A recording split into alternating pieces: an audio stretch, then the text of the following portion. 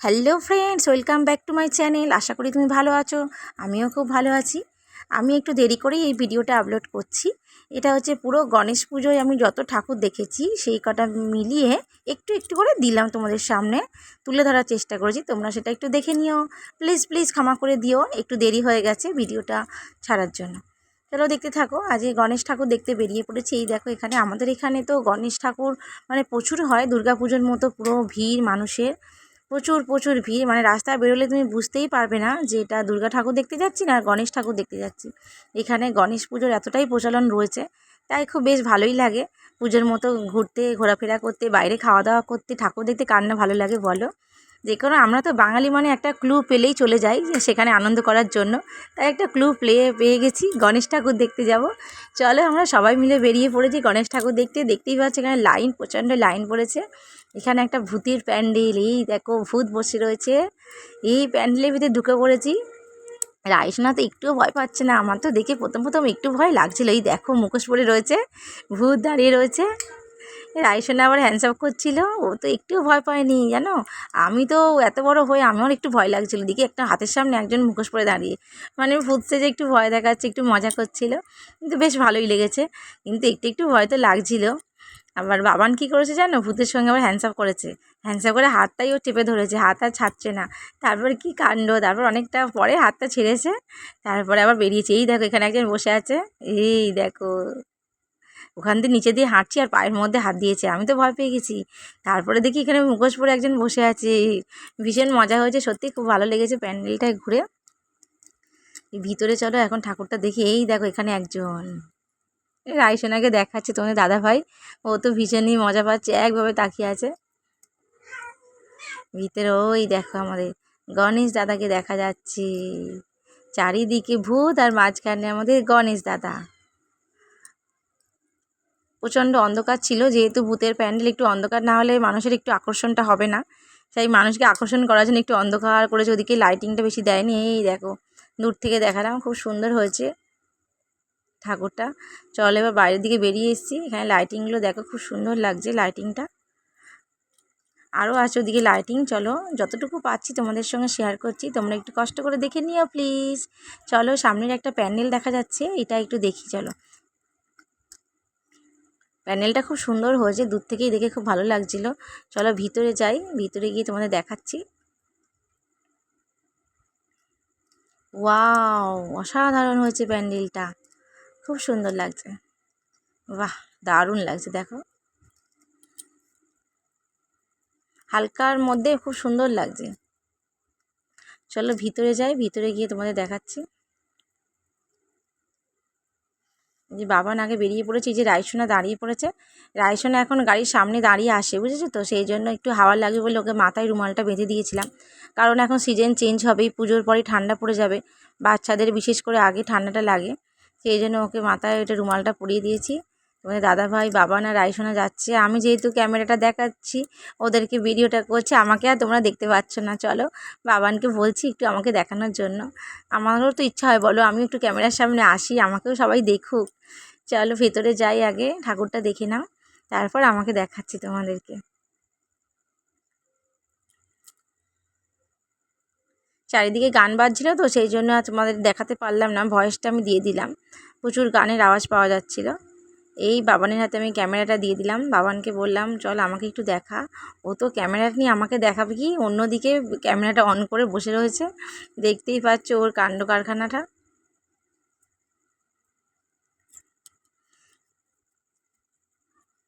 একটু দুষ্টুমি করেছে বাবান, তোমরা একটু কষ্ট করে দেখে নিও। দেখো ক্যামেরাটা উল্টো করে ধরে আছে, মানে হয় বলো, মজা করছে এরকম করে।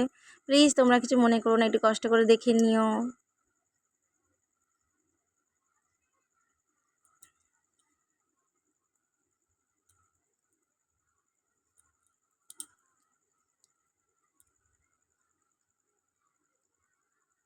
আমি একটা চুড়িদার পরেছিলাম, চুড়িদার পরেই বেরিয়েছি, শাড়ি আর পরিনি, গরম হচ্ছিলো প্রচণ্ড, সেই জন্য চুড়িদার পরেই চলে এসেছি। আর ওকে দেখো তুমি, ওর ক্যামেরাটা কেমনভাবে ধরেছে। চলো এই যে বেরিয়ে পড়েছি আর গাড়িতে উঠবো। তোমার দাদা ভাই এই যে গাড়িতে বসে পড়েছে। এই দেখো গাড়িতে উঠে পড়েছি, আমরা যাচ্ছি এবার। চলো তোমরাও চলো আমাদের সাথে গণেশ ঠাকুর দেখতে। কেমন লাগলো একটু কমেন্টে কিন্তু জানিও। আমাদের এখানে পুজো তোমাদের কেমন লাগছে? আমার তো বেশ ভালোই লাগে। চলো তোমরাও চলো, আরও কোন প্যান্ডেলে যাব, কিরম ঠাকুর দেখবো, তোমরা দেখতে থাকো।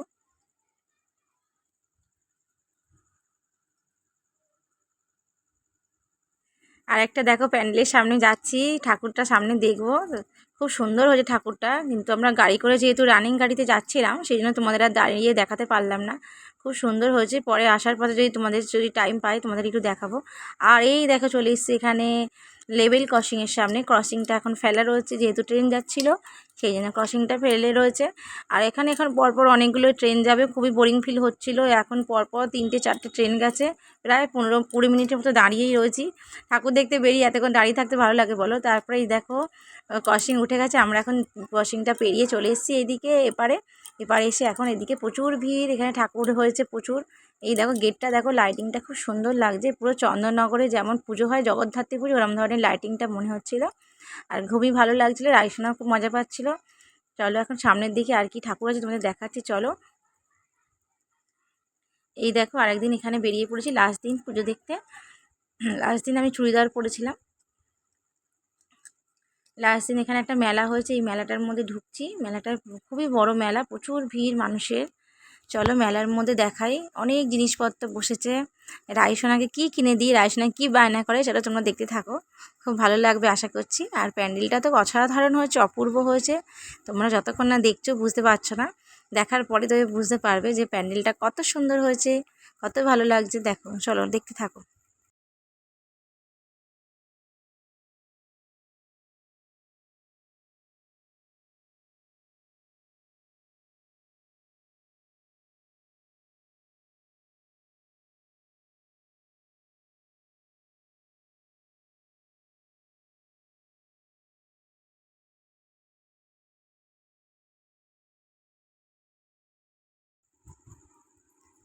এই দেখো দেখতে পাচ্ছ এখানে মেলাটা চারিদিকে, এই যে সাদা রঙের প্যান্ডেলটা অনেকটা দূর থেকে তুলেছি তো ভিডিওটা, সেই জন্য এরকম লাগছে। সামনে যাই চলো, দেখতে পাবে প্যান্ডেলের মানে বাইরের এইটা কারুকার্যটা খুব সুন্দর লাগছে।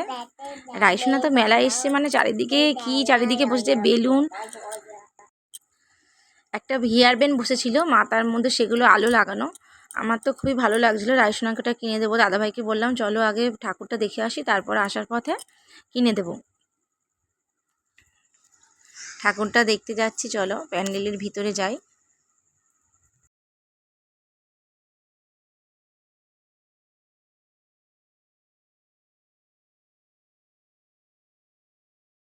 দেখো না সোনামা এখন হাত দেখাচ্ছে, এদিকে একটা কি বিক্রি হচ্ছে আলোর মতো, ওইটা দেখাচ্ছে সোনামা। সোনামার খুবই মজা লাগছে, ওটা নেবে, কতক্ষণে নেবে। চলো সোনামাকে তো কিনে দিতেই হয়। সোনামা উপরে তাকিয়ে আছে, ও ওপরে একটা তোমার ক্রে যাচ্ছিলো, ওই যে ক্রেন না কি বলে না ওপরে, দ্রোন বলে, এটা মাথার মধ্যে হাওয়া দিচ্ছিল বুঝলে তো। ওই দ্রোনটায় মাথায় হাওয়া লাগছিলো বলে রাইসোনা খুব মজা পাচ্ছিলো, আর হাত দিয়ে দিয়ে দেখাচ্ছিলো, ওই দেখো বাবা ওই দেখো ওপরে প্লেন, ও প্লেন বলছিল, ও দ্রোন বলতে পারছিল না, প্লেন। দেখো প্যান্ডেলটা খুব সুন্দর লাগছে, পুরো দুর্গাপুজোর প্যান্ডেলের থেকেও সুন্দর লাগছে। অনেকটা এলাকা নিয়ে হয়েছে তো, পুরো মাঠটা জুড়ে মায়ে হয়েছে মেলা, আর সামনে হয়েছে এটা প্যান্ডেলটা। আর একটা বড় দেখো নন্দী বসে আছে, নন্দীটা ওই যে, চলো তোমাদের সামনে চলো দেখাচ্ছি নন্দীটা। আমি রাইসোনাকে বলছিলাম চল নন্দীর পিঠের মধ্যে তুলে দিই, তুই নন্দীর পিঠে বসে থাক। নন্দীটা খুব সুন্দর করেছে, অপূর্ব লাগছে নন্দীটা, চলো দেখাচ্ছি তোমাদেরকে। এই যে আমি একটা নীল কালারের চুড়িদার পরেছিলাম, একদম হালকা পাতলা চুড়িদারটা পরে খুব কমফোর্টেবল ফিল করছিলাম, আর প্রচণ্ড গরম ছিল বুঝলে তো। গরমের মধ্যে এই দেখো আমাদের নন্দী বসে আছে, কি সুন্দর লাগছে না নন্দীকে। রাইসোনাকে দেখাচ্ছিলাম নন্দীটা, আর তোমার দাদাভাই দেখছি ও আমাকে ফেলে রেখে চলেই গেছে, প্যান্ডেলের ভেতর ঢুকেই যাচ্ছে। আমি যে দাঁড়াও দাঁড়াও, আমাকে তো নিয়ে যাও, আমাকে একা ফেলে রেখে চলে যাচ্ছ। তারপর আমি ছবি তোলা রেখে আগে যাচ্ছি, আমি যে চলো আগে দেখে আসি প্যান্ডেলের ভিতরটা, দেখে আসি ঠাকুরটা, তারপর তোমাদেরকে পুরো ভিডিওটা দেখাচ্ছি, বাইরে মেলাটা ঘুরে দেখাবো। চলো আমার সাথে চলো, ভেতরে প্রবেশ করছি সিঁড়ি দিয়ে। এই দেখো ভিতরে তো বেশিক্ষণ দাঁড়াতে দিচ্ছে না, প্রচুর ভিড়। কিছুক্ষণ হালকা দাঁড়িয়ে ওর মধ্যে যতটুকু তোমাদের দেখাতে পেরেছি, দেখো ভিতরটা খুব সুন্দর করেছে, ওপরগুলো খুব ভালো লাগছে, দেখো দারুণ লাগছে। আর ঝাড়বাতিটা ওপরে অসাধারণ, দেখো দারুণ। তাহলে ঠাকুরটা ভালো করে দেখাই। দুর্গা ঠাকুরের মতো দেখো কতগুলো হাত করেছে, আর কতগুলো মাথা, দেখো 5টা মাথা আর 10টা হাত করেছে, অসাধারণ লাগছে গেটআপটা। আর এখন এই যে বেরোচ্ছি আমরা প্যান্ডেল থেকে বাইরের দিকে আসছি। এবার বাইরে আসে, বাইরে হচ্ছে মেলাটা একটু তোমাদের ঘুরে দেখাবো। এই দেখো কি সুন্দর দোলনা বসেছে, এত ভালো লাগছে। কিন্তু দোলনায় এখন চড়তে পারি না, দুঃখের ব্যাপার। কি বলো তো, দোলনায় উঠলেই না গা গোলায়, মাথাটা ঘোরে। কারণ বয়সের সঙ্গে সঙ্গে সব কিছুই একটা পরিবর্তন হচ্ছে, বুঝতে পেরেছো তো। আগে আমি একাই নাগরদোলনাতে উঠতাম, একা উঠে চড়তাম, কোনো ভয়টা পেতাম না। আর এখন যেহেতু একটু বয়স বেড়ে গেছে, সবই বলে না বয়সের সঙ্গে সব কিছুই পরিবর্তন হয়, তাই আমারও তাই ব্যাপারটা। এখন দোলনা দেখে আফসোস করেই উঠতে পারি না, কিন্তু উঠার পর শরীর এত কষ্ট হয়, শরীর খারাপ লাগে। তাই বাবান বলছিল চলো মাম্মা উঠি, তুমি আর আমি উঠে। আমি না না, ওঠার পর আমার শরীর অসুস্থ হয়ে যাবে, কোথায় বমি টমি হবে, সেই জন্য আর উঠলাম না। তোমাদের বাইরে থেকে দেখালাম দোলনাটা। আর বাবান তো ছোটো এখন, ওকে তো একা পাঠানো যায় না বলো, ভয়ও লাগে। এই যখন নাগরদোল্লা, এখানে ময়ূরপঙ্খী বসেছে। তারপর সব থেকে বেশি ভালো লেগেছে কী বলতো, একটা নতুন ধরনের একটা দোলনা দেখতে পেয়েছি। এটা হচ্ছে আমরা ফোনে দেখেই দেখো, পুরো ঘুরে ঘুরে আসছে, আবার ওপরে উঠে যাচ্ছে, অসাধারণ লাগছিল দেখতে। মনে হচ্ছিলো একটু চড়ি, কিন্তু ভাবছিলাম যদি ওপরে ওঠার পর ভয় লাগে তখন কি করব, সেই জন্য সাহস পাইনি ওঠার। দোলনাতে আর উঠিনি। বাবান একটু বায়না করছিল, বাবানকেও আর তুলিনি। চলো বাবান এখানে একটু বন্দুক দিয়ে বেলুনগুলো ফাটাবে, সেটা তোমাদের দেখাতে পারিনি। আমিও কটা বেলুন ফাটিয়েছি বন্দুক দিয়ে, বেলুন ফাটাচ্ছে। আর আমি এখন এখানে দোলনার এটা তুলছিলাম, তারপর আমিও কটা বেলুন ফাটালাম। আর আইসোনার এখানে এই যে দেখো, এই যে হেয়ার ব্যান্ড আলো লাগানো, এইটা সোনামাকে কিনে দিয়েছি। এই দেখো সোনামা মাথায় পরে নিয়েছে, কি সুন্দর লাগছে না। আমারই মনে হচ্ছে আমি মাথায় পরে বসে থাকি, আমি পরলে তো লোকে হাসাহাসি করবে, সেই জন্য আমি আর পরিনি। সোনামাকে দিয়ে আমার মজা, মানে ইচ্ছাটা পূরণ করলাম বলতে পারো। চলো এই হেয়ার ব্যান্ড কেনা হয়ে গেছে, আর একটা পুতুলও কিনবো, যেটা সেই বিশাল বড় পুতুল। তোমাদেরকে ভিডিওতে আমি দেখেছি, শর্ট ভিডিও দেখে নেবে পুতুলটা। ওই পুতুলটা কিনে দিয়েছি সোনামাকে। এই দেখো একটু দেখেও নাও, এই দেখো হাতে ধরেছে সোনামা। এই যে তখন দাদাভাই গেছে বিরিয়ানি কিনতে, আর আমরা দাঁড়িয়ে রয়েছি, তাই সোনামার হাতে পুতুলটা আছে বলে একটু দেখিয়ে দিলাম তোমাদের। এই পুতুলটা কিনে দিয়েছি, কেমন লাগলো পুতুলটা কমেন্টে জানিও। আর এই যে আমার গণেশ পুজোর ব্লগটা যে তোমাদের সঙ্গে শেয়ার করে দিলাম, একটু একটু করে তোমাদের শেয়ার করলাম। 3 দিন বেরিয়েছিলাম ঠাকুর দেখতে, 3 দিনের ব্লগটা আজকে একবারে দিলাম। কেমন লাগলো তোমরা কমেন্টে জানিও। আর সবাই ভালো থেকো, সুস্থ থেকো, সাবধানে থেকো সবাই, টাটা।